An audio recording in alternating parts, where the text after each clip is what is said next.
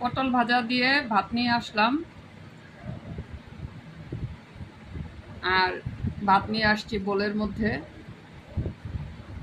মেহমান না তার, আমরা একভাবে খেলেই হয়।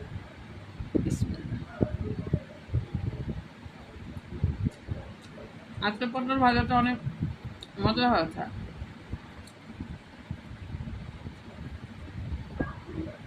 অন্য সময় পটল ভাজলে বেশি শক্ত হয়ে যায়, আজকে পটল ভাজাটা ঠিক আছে। সাথে একটু কাঁচা পেঁয়াজ নিয়ে নিলাম।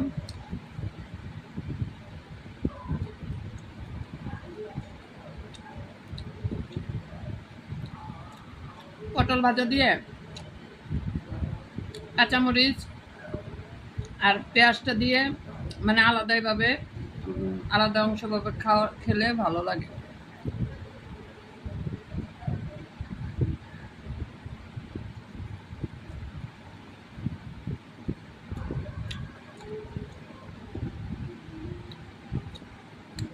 গরুর গোস্ত রান্না করেছি আলু দিয়ে,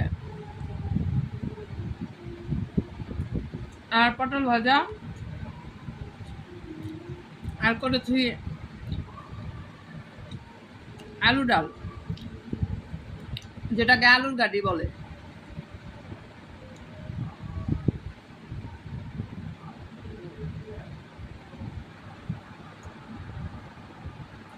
আমার কাছে তো পটল ভাজা দিয়ে খেতে ভালো লাগছে।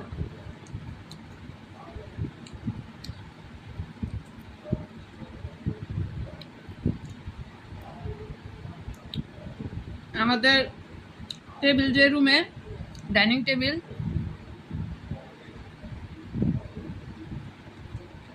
ওখানে মানে আলোটা ভালো না,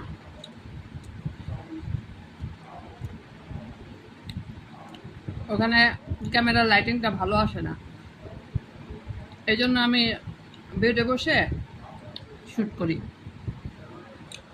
এখন আমি গরুর মাংস তরকারিটা নিয়ে আসবো, হাড্ডি গুড্ডি সব নিয়ে আসছি। এখন একটু লেবু চেপে নিব। এই বড় লেবুর রসগুলি খেতে ভালো না। ভিতরে আরেকটা আলু আছে।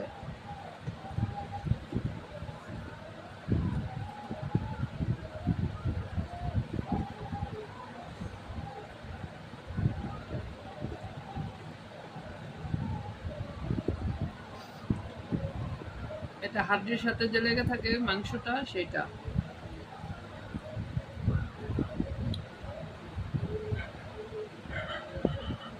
হাড্ডিটা থেকে খুলে দিয়েছে।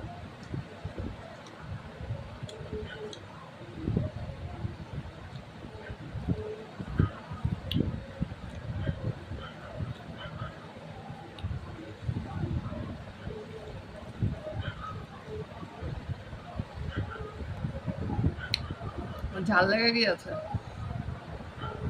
একটু ডাল নিয়ে আসি। ডাল নিয়ে আসছি। আজকে আলু দিয়ে ডাল রান্না করেছি, এটা নাকি আলু গাড়ি বলে। আর মাংসের তরকারির সাথে ডালটা কিন্তু ভাত দিয়ে আর কি, বা ভাত, গরুর গোশতের তরকারি আর ডাল খেতে কিন্তু একটা আলাদা স্বাদ আছে। যে স্বাদটা পাচ্ছি আমি, অনেক মজা লাগছে।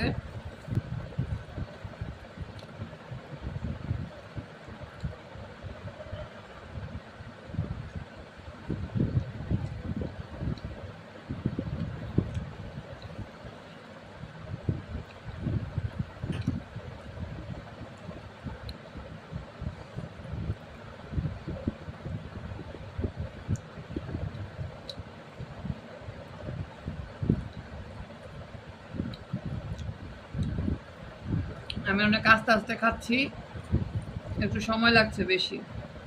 আচ্ছা, আপনাদের কাছ থেকে বিদায় নিয়েই নেই। সবাই ভালো থাকবেন। আল্লাহ হাফেজ।